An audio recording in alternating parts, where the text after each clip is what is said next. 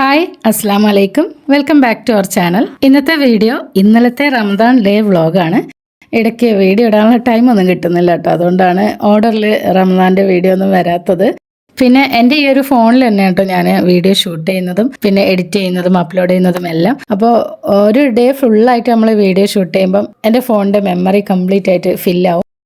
അപ്പോൾ പിന്നെ ആ ഒരു വീഡിയോ അപ്ലോഡ് ചെയ്തതിന് ശേഷം മാത്രമേ എനിക്ക് പിന്നെ ഷൂട്ടിങ്ങും അപ്ലോഡിങ്ങും ഒക്കെ നടക്കുകയുള്ളൂ. അതുകൊണ്ടും കൂടിയാണ് വീഡിയോ ലേറ്റ് ആവുന്നത്.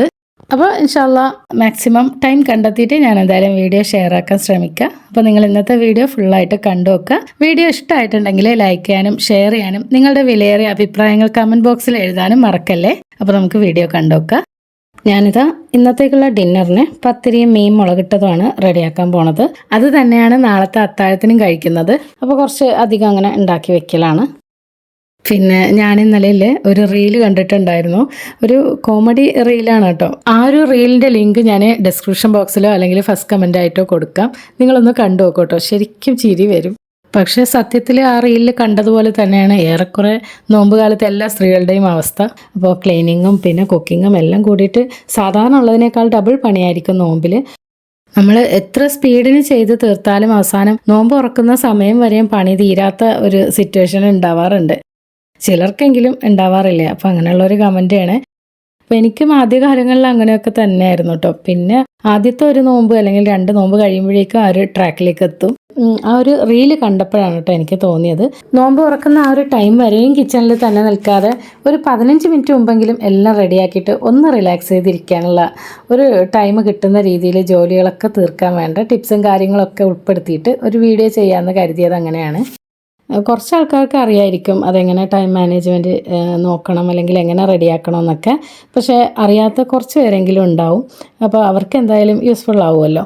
ആദ്യം നമുക്ക് ഇന്ന് നോമ്പ് തുറക്കാനായിട്ട് എന്തൊക്കെ റെഡിയാക്കണം എന്നൊരു ഐഡിയ ഉണ്ടായിരിക്കണം. ആ ഒരു റെസിപ്പീസിന് വേണ്ട സാധനങ്ങളൊക്കെ ഉണ്ടാവുമല്ലോ. അതായത് ഉള്ളി, വെളുത്തുള്ളി, ഇഞ്ചി, അത്തരം സാധനങ്ങളൊക്കെ തൊലി കളഞ്ഞ് റെഡിയാക്കി വെക്കാം.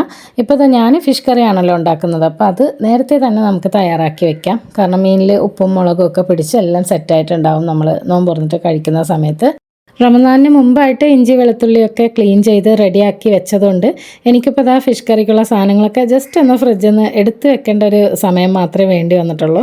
കുറച്ച് ഇഞ്ചി വെളുത്തുള്ളി പേസ്റ്റൊക്കെ റെഡിയാക്കി വെച്ചിട്ടുള്ളവർക്ക് കുറച്ചുകൂടി എളുപ്പമായിരിക്കും കേട്ടോ. ഇതിങ്ങനെ ചതയ്ക്കുന്ന ആ ഒരു സമയം കൂടി നമുക്ക് ലാഭമായിട്ട് കിട്ടും. ഇനിയിപ്പോൾ ഇതാ ഉള്ളിയും സവാളയും ഒക്കെ ഇട്ടിട്ട് ജസ്റ്റ് ഒന്ന് വഴറ്റി ആ ഒരു ഫിഷ് കറി ഞാൻ റെഡിയാക്കി എടുക്കുകയാണ്. അപ്പോൾ നോമ്പിലെ പണികൾ പെട്ടെന്ന് തീർക്കാനുള്ള ആദ്യത്തെ ടിപ്പ് എന്താണെന്ന് വെച്ചാൽ കുറച്ച് നേരത്തെ തന്നെ നമ്മൾ കിച്ചണിൽ കയറുക. സാധാരണ നമ്മൾ ളുഹർ കഴിഞ്ഞിട്ടോ അല്ലെങ്കിൽ അസർ കഴിഞ്ഞിട്ടോ ഒക്കെ അല്ലേ കയറാറുള്ളത്. ഇതിപ്പോൾ നമ്മൾ രാവിലെ തന്നെ കിച്ചണിൽ കയറാൻ നോക്കുക. അപ്പോൾ പെട്ടെന്ന് തന്നെ പണികൾ തീർക്കാൻ പറ്റും.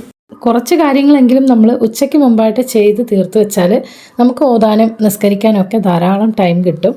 എന്നിട്ട് ഇത് ഫുഡൊക്കെ റെഡിയാക്കാൻ വേണ്ടിയിട്ട് നമ്മൾ അസ്രസ്കാരം കഴിഞ്ഞ് ഓതലൊക്കെ കഴിഞ്ഞതിന് ശേഷം കിച്ചണിൽ കയറിയാൽ മതിയാവും. ഇപ്പോൾ നിങ്ങൾക്ക് ഈ വീഡിയോ തുടർന്ന് കാണുമ്പോൾ ഏതായാലും ആ ഒരു ഐഡിയ മനസ്സിലാവുമെന്ന് വിചാരിക്കുന്നു. ഏകദേശം ഒരു 9-10 മണിയൊക്കെ ആയപ്പോൾ ഞാൻ കിച്ചണിൽ കയറിയിട്ടുണ്ടായിരുന്നു. എന്നിട്ടാണ് കേട്ടോ ആദ്യം ആ ഒരു ഫിഷൊക്കെ ഒന്ന് കട്ട് ചെയ്ത് റെഡിയാക്കിയൊക്കെ വെച്ചത്. അപ്പോൾ നിങ്ങൾ ഫിഷിന് പകരം ചിക്കനോ അല്ലെങ്കിൽ ബീഫോ ഒക്കെ ആണ് റെഡിയാക്കുന്നതെങ്കിൽ അതൊക്കെ ഒന്ന് വാങ്ങി കഴുകിയൊക്കെ റെഡിയാക്കി വെക്കുക.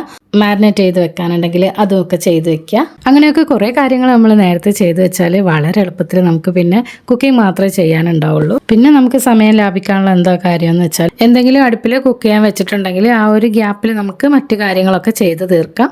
നമ്മളിങ്ങനെ നോക്കി നിൽക്കേണ്ട കാര്യമില്ലല്ലോ. അപ്പോൾ ഇതാ എൻ്റെ ഫിഷ് കറി ഇവിടെ റെഡി ആവുന്നുണ്ട്. അപ്പോൾ മീൻ ഇട്ട് കൊടുത്തു. അത് തിളയ്ക്കുന്ന ആ ഒരു ടൈമിൽ ഞാനിപ്പോൾ ഇതാ കുറച്ചധികം തേങ്ങ ഒന്ന് ചിരകി ഫ്രിഡ്ജിൽ റെഡിയാക്കി വെച്ചു. നോമ്പിന് മുമ്പായിട്ട് ചിരകി വെച്ച തേങ്ങ ഒക്കെ തീർന്നിട്ടുണ്ട്. അപ്പോൾ വീണ്ടും റെഡിയാക്കി വെക്കുകയാണ്. അപ്പോൾ ഇനി ഒരു 5-6 ദിവസത്തേക്ക് അത് മതിയാവും. പിന്നെ ഇങ്ങനെ ചിരകി വെക്കുന്നത് ഫ്രീസറിലാണ് കേട്ടോ സൂക്ഷിക്കേണ്ടത്. നമ്മൾ ഉപയോഗിക്കുന്നതിനും 1 മണിക്കൂർ മുമ്പ് പുറത്തെടുത്ത് വെച്ചാൽ മതി. നമ്മൾ താഴെ ഫ്രിഡ്ജിൽ വെച്ച് കഴിഞ്ഞാൽ പെട്ടെന്ന് കേടുവരും, അതുകൊണ്ടാണ്. ഇനിയിപ്പോൾ ഇതാ കറി തിളച്ച് കഴിഞ്ഞു, അതിലേക്ക് മീൻ ഇട്ട് കൊടുത്തു. ഇനി ആ ഒരു മീൻ വെന്ത് വരുന്ന ഒരു ടൈമില്ലേ, ആ ഒരു ഗ്യാപ്പിൽ ഞാനിപ്പോൾ വൈകുന്നേരത്തേക്കുള്ള സ്നാക്സിൻ്റെ പരിപാടികളൊക്കെ റെഡിയാക്കി വെക്കുകയാണ്. സ്നാക്സിലേക്കുള്ള ചിക്കനൊക്കെ ഒന്ന് കഴുകിയെടുക്കുകയാണ്. അപ്പോൾ ഇത് നേരത്തെ ഫ്രീസറിൽ നിന്ന് തന്നെ തണുപ്പ് പോകാനായിട്ട് പുറത്തെടുത്ത് വെച്ചിട്ടുണ്ടായിരുന്നു. ഇനിയിപ്പോൾ ഇതാ ചിക്കനൊക്കെ കഴുകി റെഡിയാക്കിയിട്ടുണ്ട്. ഇതൊന്ന് മാരിനേറ്റ് ചെയ്ത് വെക്കുകയാണ്. ഇതിലേക്ക് മഞ്ഞൾപ്പൊടി, ലേശം ഉപ്പ്, കുറച്ച് കുരുമുളക് പൊടി, പെരിഞ്ജീരകപ്പൊടി, പിന്നെ കാശ്മീരി റെഡ് ചില്ലി ഇത്രയും ചേർത്തിട്ട് ഒരല്പം വിനാഗിരിയും കൂടി ചേർത്ത് കൊടുത്തിട്ടുണ്ട്. ഇത് ചിക്കനിലേക്ക് മാരിനേറ്റ് ചെയ്തിട്ട് അതും ഫ്രിഡ്ജിലേക്ക് വെച്ച് കൊടുത്തു. അപ്പോൾ നമുക്കിനി സ്നാക്സ് ഉണ്ടാക്കുന്ന സമയത്ത് പുറത്തെടുത്താൽ മതി.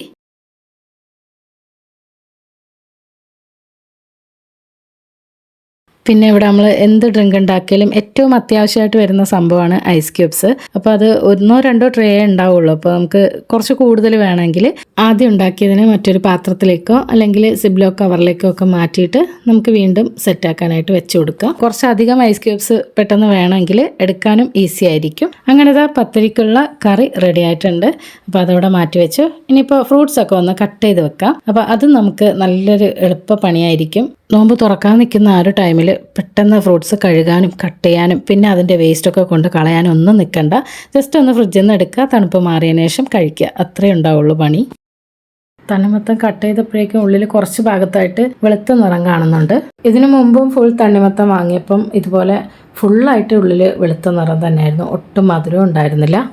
തണ്ണിമത്തൻ്റെ പുറത്തുള്ള ആ ഒരു വരകൾ നോക്കിയിട്ട് അങ്ങനെ കണ്ടുപിടിക്കുന്ന എന്തെങ്കിലും ടിപ്സോ കാര്യങ്ങളോ ഉണ്ടെങ്കിൽ നിങ്ങളൊന്ന് കമൻറ്റ് ചെയ്യണേ.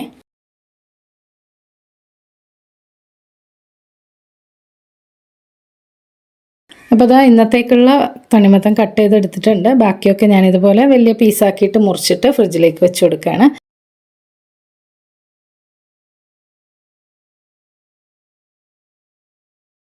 പിന്നെ ഒരു പേരക്കയും കൂടി എടുത്തിട്ടുണ്ട് കേട്ടോ. പിന്നെ നോമ്പ് തുറന്ന സമയത്ത് ഒരു പേരക്ക കഴിക്കാൻ ഭയങ്കര ഹാർഡല്ലേ, അപ്പോൾ ബുദ്ധിമുട്ടായതുകൊണ്ട് ഞാൻ ചെറിയ തിൻ പീസസ് ആയിട്ട് കട്ട് ചെയ്തെടുത്തിട്ടുണ്ട്. അപ്പോൾ പിന്നെ നമുക്ക് കഴിക്കാൻ വലിയ കുഴപ്പമുണ്ടാവില്ല.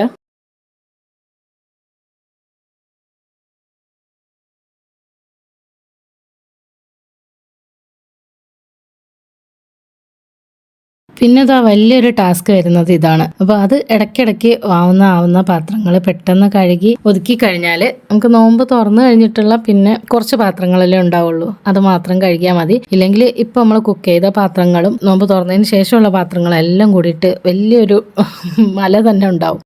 അപ്പോൾ പിന്നെ അത് വേഗം കുറച്ചായിട്ട് ഇതുപോലെ ഗ്യാപ്പ് കിട്ടുമ്പം ആവുന്നത് കഴുകി ഒതുക്കി കഴിഞ്ഞാൽ ആ ഒരു പണി നമുക്ക് സിമ്പിളായിട്ട് തീർക്കാൻ പറ്റും. ചിലർക്ക് ജോലികളൊക്കെ കഴിഞ്ഞതിന് ശേഷം പാത്രങ്ങളൊക്കെ കഴുകി മാറ്റുന്നതായിരിക്കും ഇഷ്ടം. അപ്പം അങ്ങനെ ചെയ്യുന്നവരങ്ങനെ ചെയ്തോട്ടെ. പക്ഷേ എനിക്കത് കുറച്ചുകൂടി ഈസി ആയിട്ടാണ് തോന്നാറുള്ളത്. അതുകൊണ്ട് പറഞ്ഞൊന്ന് മാത്രം.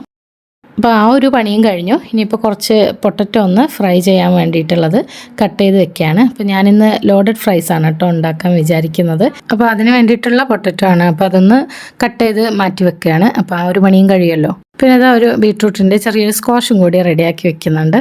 നമ്മൾ മൊഹബത്ത് ക ഷർബത്തില്ലേ അതുണ്ടാക്കുമ്പോൾ അതിലേക്ക് ചേർക്കാൻ വേണ്ടിയിട്ട്. അപ്പോൾ ഞാൻ നേരത്തെ പറഞ്ഞ പോലെ നമ്മൾ എന്താണോ ഉണ്ടാക്കാൻ പോണത് അതിലേക്ക് വേണ്ടിയിട്ടുള്ള ചെറിയ കാര്യങ്ങളായപ്പോൾ നമ്മൾ നേരത്തെ തന്നെ ഒന്ന് തയ്യാറാക്കി വെച്ചാൽ നമുക്ക് ധാരാളം സമയം ലാഭിക്കാൻ പറ്റും. പിന്നെ സ്നാക്സിലേക്ക് കുറച്ച് ക്രഷ്ഡ് ചില്ലിയും കൂടെ വേണമായിരുന്നു. അപ്പോൾ അതുകൂടി ഞാനൊന്ന് വറ്റൽമുളക് ചെറുതായിട്ടൊന്ന് ചൂടാക്കിയിട്ട് അതൊന്ന് പൊടിച്ചു വെച്ചു.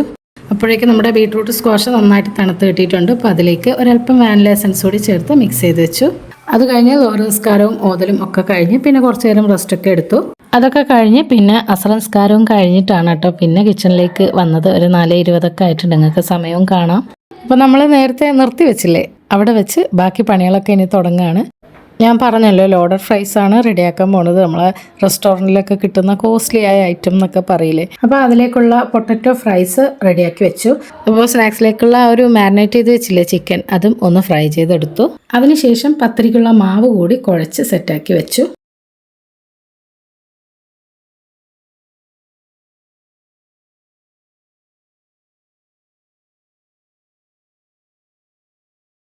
ഇനിയിപ്പം ലോഡഡ് ഫ്രൈസ് തയ്യാറാക്കാൻ തുടങ്ങാം. ഇനി ഇതിലേക്ക് വേണ്ടിയിട്ട് ഒരു വൈറ്റ് സോസ് റെഡിയാക്കി എടുക്കണം.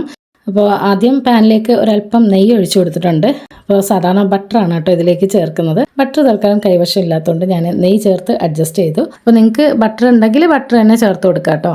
അപ്പോൾ അതിലേക്ക് ഇനി ഒരു 2 കപ്പ് പാല് ചേർത്തിട്ട് 1 ടേബിൾ സ്പൂൺ കോൺഫ്ലോറും കൂടി ചേർത്ത് നമുക്കിതൊന്ന് കുറുക്കിയെടുക്കാം. കോൺഫ്ലോറിന് പകരം മൈദയാണ് കേട്ടോ ചേർക്കേണ്ടത്. അപ്പോൾ ഞാൻ മൈദ ഹെൽത്തി അല്ലാത്തതുകൊണ്ട് ഒഴിവാക്കിയതാണ്.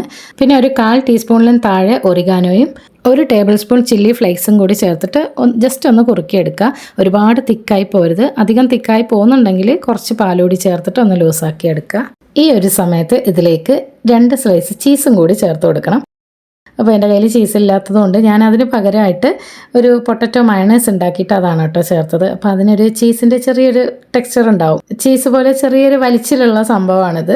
അപ്പോൾ അതുകൊണ്ട് ഞാൻ അതുകൊണ്ടൊന്ന് അഡ്ജസ്റ്റ് ചെയ്തതാണ്. അപ്പോൾ നിങ്ങൾ ചീസ് കയ്യിലുണ്ടെങ്കിൽ ഈ ഒരു സമയത്ത് ചേർത്തിട്ട് അതൊന്ന് ജസ്റ്റ് കുറുക്കിയെടുക്കുക. ഇല്ലെങ്കിൽ യാതൊരു കുഴപ്പമില്ല. ചീസിനേക്കാളും നല്ല ടേസ്റ്റാണ് കേട്ടോ ഈ ഒരു മയണൈസ്. അപ്പോൾ അതിലേക്ക് വേണ്ട ഇൻഗ്രീഡിയൻസ് ഒക്കെ റെഡി ആയിട്ടുണ്ട്. ഇനി നമുക്ക് ലോഡഡ് ഫ്രൈസ് സെറ്റ് ചെയ്തെടുക്കാം.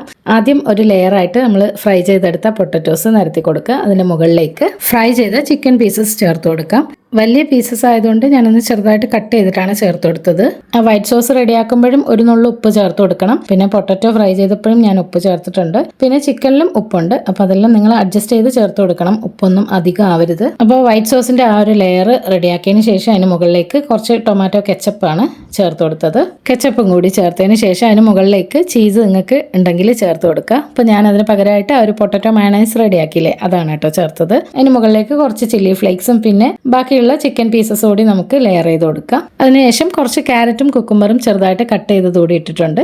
ഏറ്റവും ലാസ്റ്റായിട്ട് കുറച്ച് മല്ലിയില കൂടി ഡെക്കറേറ്റ് ചെയ്ത് കഴിഞ്ഞാൽ നമ്മൾ അടിപൊളി ടേസ്റ്റുള്ള ലോഡഡ് ഫ്രൈസ് തയ്യാറായി കിട്ടും. ചീസ് ഒന്നും കയ്യിലില്ലെങ്കിലും നമുക്കും ഉണ്ടാക്കി നോക്കണമല്ലോ. അപ്പോൾ കുട്ടികൾക്കൊക്കെ നല്ല ഇഷ്ടപ്പെടും. നിങ്ങൾ എന്തായാലും ധൈര്യമായിട്ട് ഇത് ഉണ്ടാക്കി കൊടുത്തോളൂ. പിന്നെ ഞാൻ ആഡ് ചെയ്തിട്ടുള്ള സംഭവങ്ങളെല്ലാം എപ്പോഴും നമുക്ക് അവൈലബിൾ ആയിട്ടുള്ള അല്ലെങ്കിൽ നമ്മുടെ കയ്യിലുള്ള സാധനങ്ങൾ തന്നെയാണ്. അപ്പോൾ എന്തായാലും നിങ്ങൾ ട്രൈ ചെയ്ത് നോക്കിയിട്ട് ഫീഡ്ബാക്ക്സ് തരണേ. ഇനിയിപ്പോൾ ഇതാ കുറച്ച് സമൂസയും കൂടി റെഡിയാക്കിയിട്ടുണ്ട്. ഏറ്റവും ലാസ്റ്റായിട്ട് തണ്ണിമത്തൻ ജ്യൂസും റെഡിയാക്കി. അപ്പോൾ ആ സമയം 6:15 ആയപ്പോഴേക്കും എൻ്റെ പണിയെല്ലാം കഴിഞ്ഞിട്ടുണ്ട്. പാത്രങ്ങളും എല്ലാം കഴുകി നീറ്റാക്കിയിട്ടുണ്ട് കിച്ചൺ.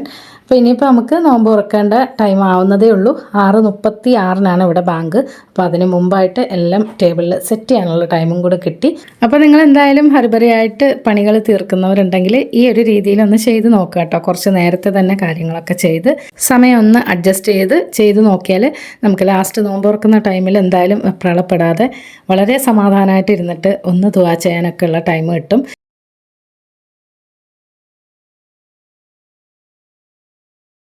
അപ്പോൾ ഇത്രയേ ഉള്ളൂ ഇന്നത്തെ വീഡിയോ. നിങ്ങൾക്ക് വീഡിയോ ഇഷ്ടമായിട്ടുണ്ടെങ്കിൽ ഒന്ന് ലൈക്ക് ചെയ്യുക, അഭിപ്രായങ്ങൾ കമൻറ്റ് ചെയ്യുക.